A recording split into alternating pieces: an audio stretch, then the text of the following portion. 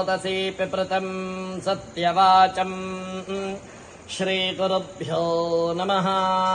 ओम गणानां त्वा गणपतिं हवामहे। हरि ओम श्री महाविष्णवे नमः।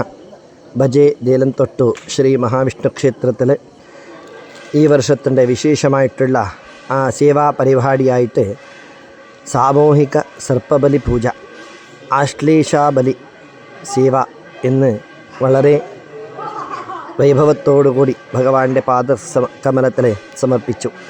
എല്ലാ ഭക്തജന്മാരെ സർവ്വവിധമായിട്ടുള്ള സഹകാരത്തോടു കൂടി എല്ലാവരുടെ പരിപൂർണമായിട്ടുള്ള സഹകരണത്തോടു കൂടി ഈ പൂജ ഇന്ന് ഇവിടെ സമ്പന്നമായി.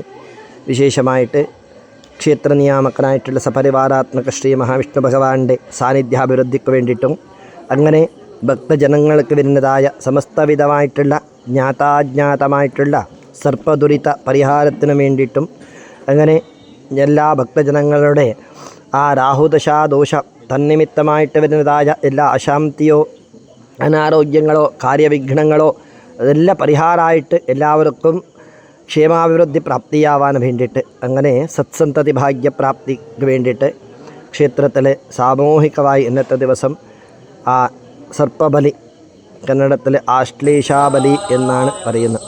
അങ്ങനത്തെ വിശേഷമായിട്ട് പൂജ നടന്നു.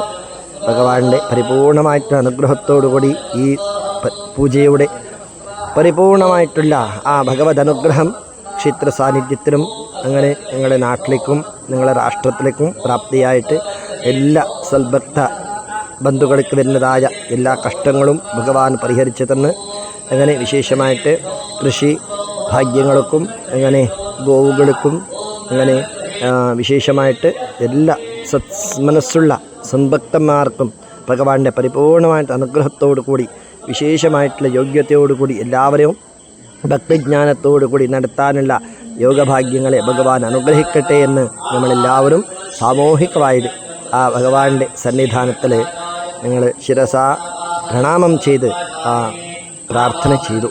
ഹരി ഓം.